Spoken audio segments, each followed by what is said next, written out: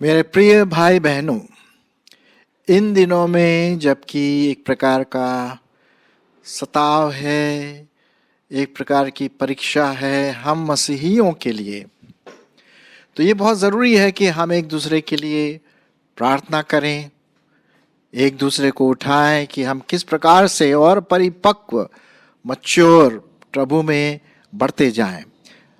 और विशेष करके ये बात जब मैं आपके लिए सोच रहा हूँ तो जो हमारा आज का टाइटल है वो इस प्रकार से कहता है कि हम एक दूसरे के लिए क्या करें, प्रार्थना करें, है ना।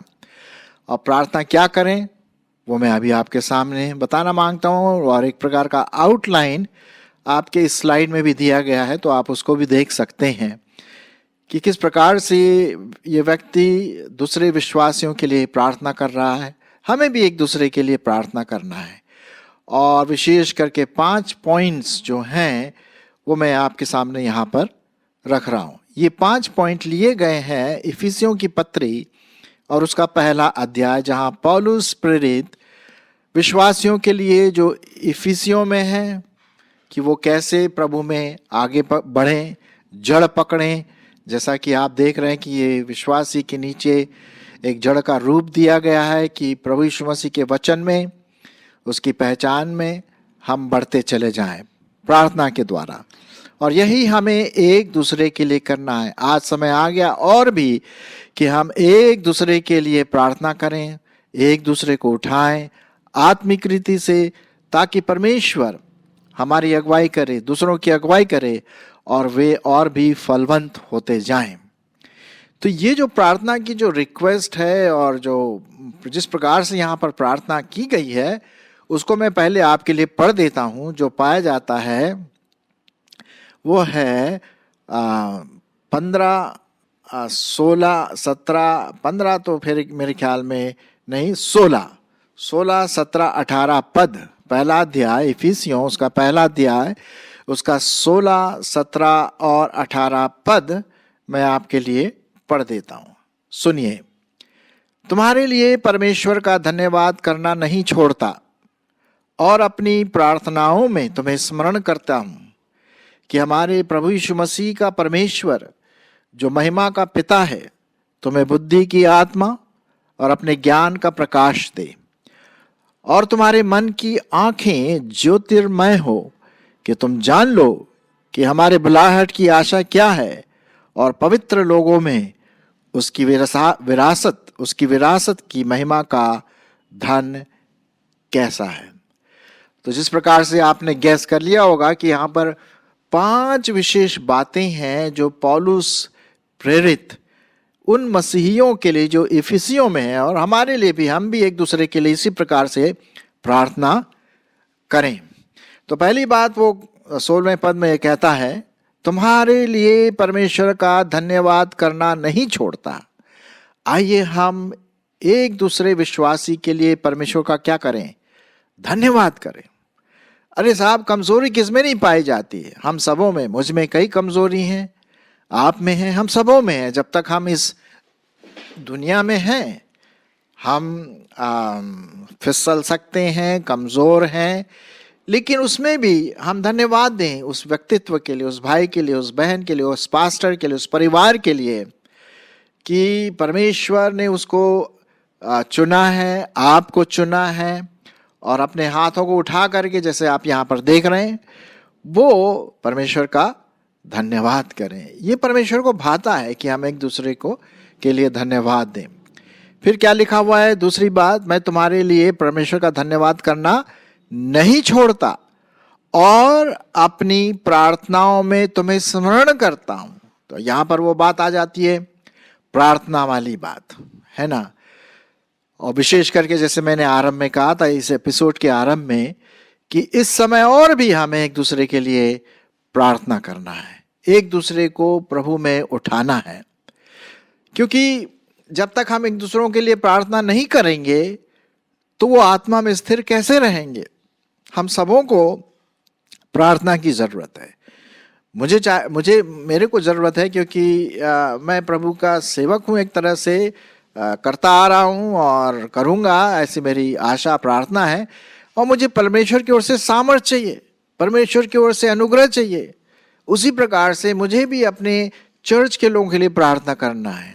हमारे चर्च में कई लोग हैं जो जिनको प्रार्थना की जरूरत है। हो सकता है उनको फाइनेंशियल जरूरत हो, आत्मिक रीति से खड़े होने की जरूरत हो सकता है कोई बीमार हो, कोई परेशानियों से गुजर रहा हो।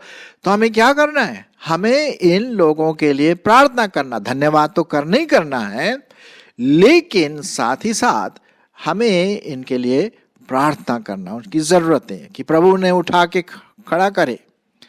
जो कमजोर हो गए हैं या प्रभु से दूर चले गए हैं, एक समय था कि वो प्रभु को जानते थे, लेकिन अब वो उतना इंटरेस्ट आत्मिक चीजों में शायद ना हो।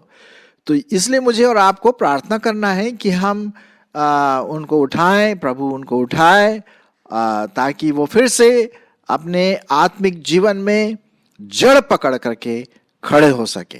ठीक है, तो धन्यवाद करना तो पहली बात है। दूसरी बात यहाँ पर जैसे आप देख रहे हैं, प्रार्थना करना। तीसरी बात पौलुस यहाँ पर लिखता है, जो मैं आपके लिए पढ़ना मांगता हूँ, 17वां पद।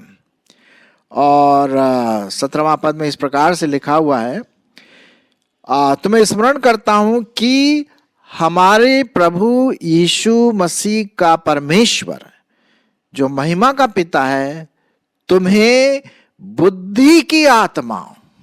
तीसरी बात, कौन सी आत्मा? बुद्धि की आत्मा। अब बुद्धि का मतलब हमारे IQ से संबंधित नहीं है, इंटेलिजेंट कोशेंट या IQ कि भैया कितना स्मार्ट है। हम विश्वासियों को हर प्रकार से स्मार्ट तो होना है, लेकिन उसके लिए संसारिक स्मार्ट की बात यहाँ नहीं कर रहा हूँ, संसारिक बुद्धि की बात नहीं कर रहा हूँ। यहाँ पर मैं बात कर रहा हूँ आत्मिक बुद्धि के बारे में।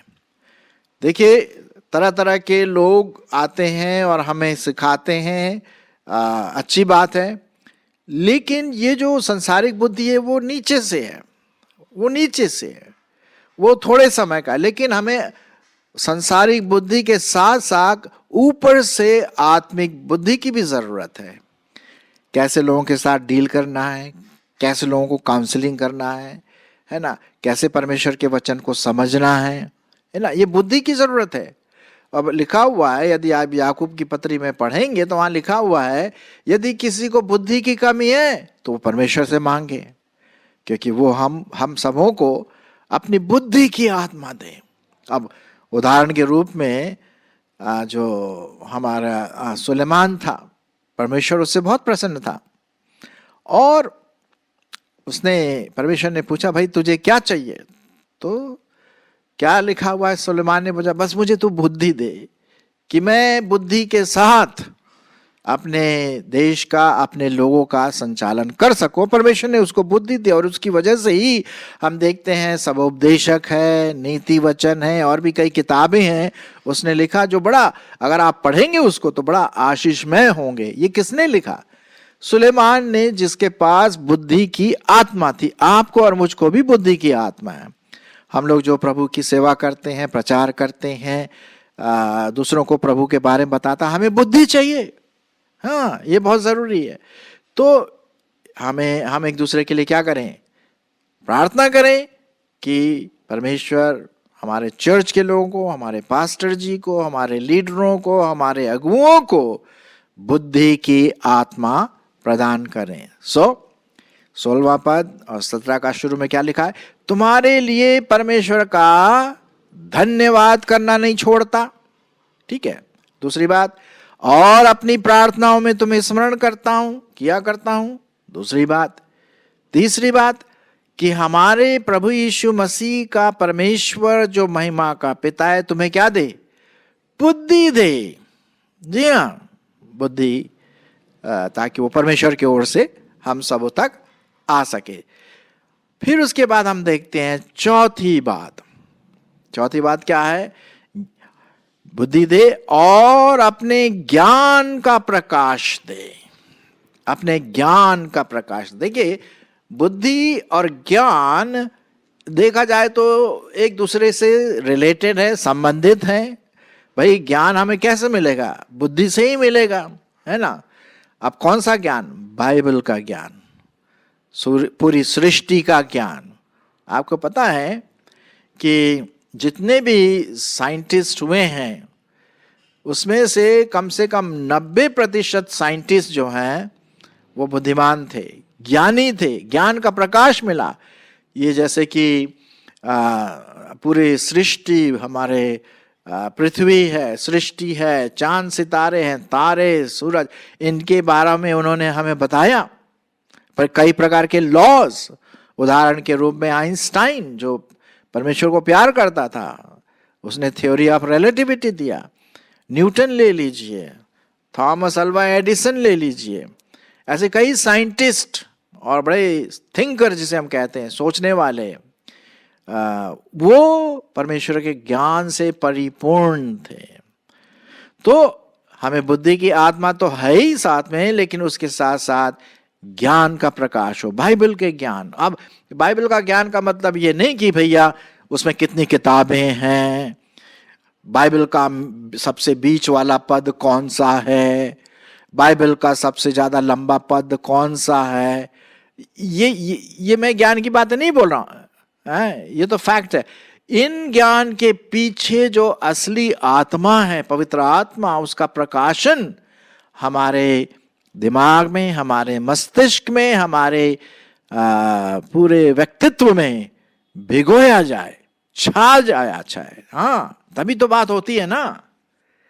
जी हाँ, तो हमें परमेश्वर के ज्ञान, कैसे हम उसके जीवन में बढ़ें, कैसे पवित्र आत्मा में हम कंट्रोल किए जाएं, नियंत्रित किए जाएं, ये ज्ञान वाली बातें हैं, ये बुद्धि वाली बातें हैं जो आप सब मसीहियों को, हम सब विश्वासियों को, मुझे और आपको बहुत जरूरत है कि हम अपनी कलीसिया के लोगों को इन बातों को ध्यान में रखते हुए उनके लिए प्रार्थना करें, जैसा पौलुस दिन रात इन इफिसियों के लिए, जो वहां की कलीसिया थी, इफिसियों की कलीसिया, उनके लिए वो प्रार्थना करना बिल्कुल ना छोड़ा, धन्यवाद देना ना छोड़ा, बुद्धि की आत्मा उनके जीवन में आए, प्रार्थना करना ना छोड़ा, ज्ञान का प्रकाशन उनके जीवन में आए, उन लोगों के लिए करता रहा। वो आपको पता है, जो पौलुस था वो खुद ही बहुत बुद्धिमान था, बहुत ज्ञानी था। यदि आप उसके ज्ञान के बारे में जाएं तो आजकल के जमाने में यदि हम कहें तो उसके 3 बार समझ लो PhD एक तरह से था, आज के ज्ञान से अगर हम तुलना करें तो हम देखते हैं कि वो चाहता है कि दूसरे व्यक्ति भी उसी प्रकार से प्रभु में हर प्रकार से बढ़े। हम विश्वासियों को अच्छे कामों में हर प्रकार से आगे रहना है, बढ़ना है। अब उसके बाद एक और प्रार्थना वो करता है, और वो मैं अभी पढ़ता हूं, फिर से मैं 16, 17 आपके लिए पढ़ूंगा और 18 भी पढ़ूंगा। तुम्हारे लिए परमेश्वर का धन्यवाद करना नहीं छोड़ता, और अपनी प्रार्थनाओं में तुम्हें स्मरण किया करता हूं कि हमारे प्रभु यीशु मसीह का परमेश्वर जो महिमा का पिता है, तुम्हें बुद्धि की आत्मा और अपने ज्ञान का प्रकाश दे। वो पवित्र आत्मा जो हमें बुद्धि देता है, हाँ, वो आत्मा, ज्ञान का आत्मा, वो हमें दे, है ना।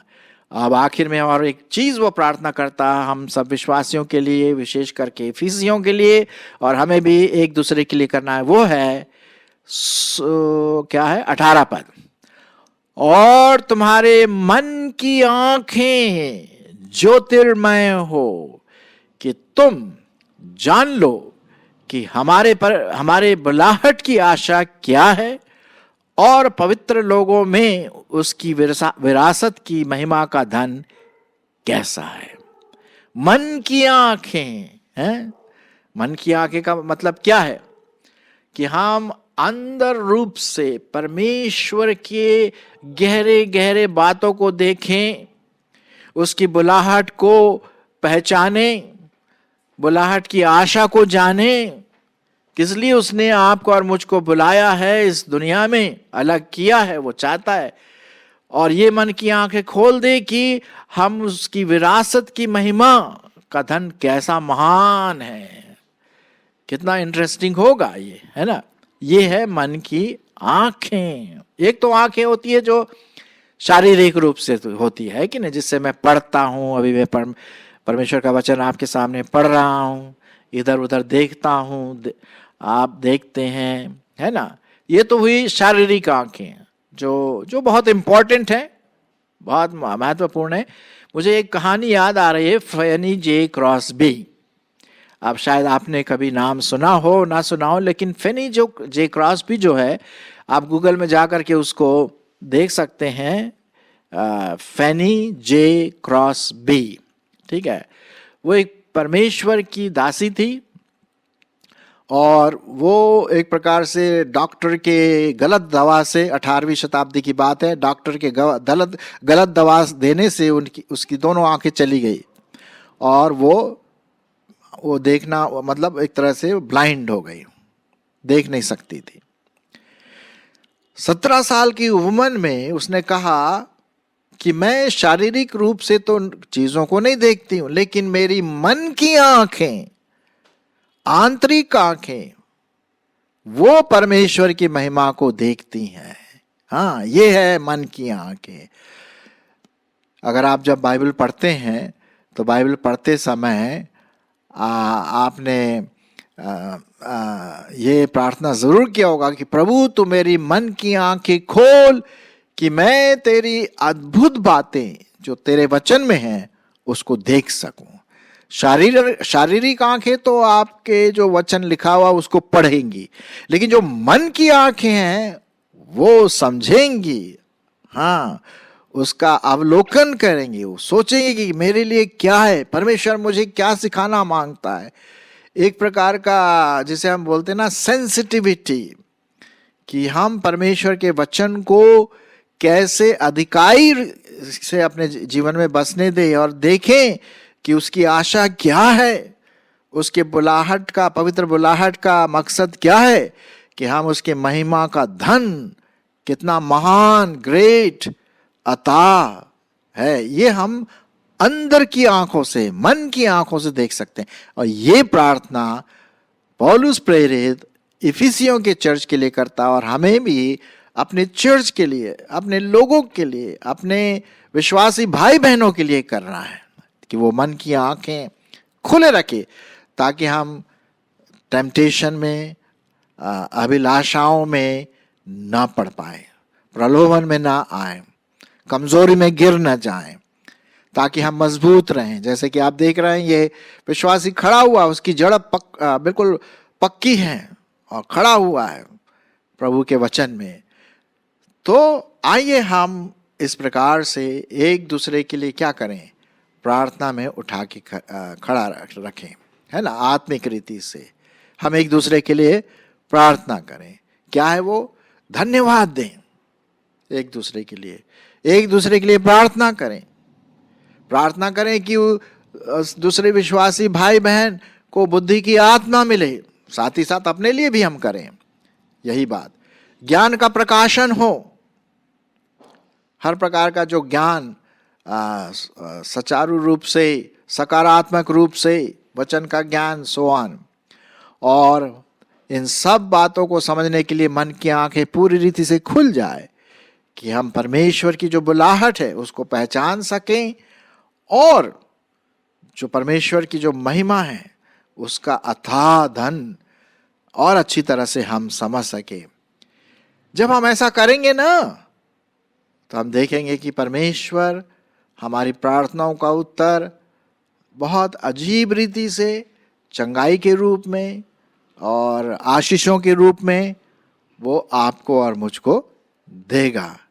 मेरी आशा है कि इस एपिसोड के द्वारा कि हम एक दूसरे के लिए प्रार्थना करें।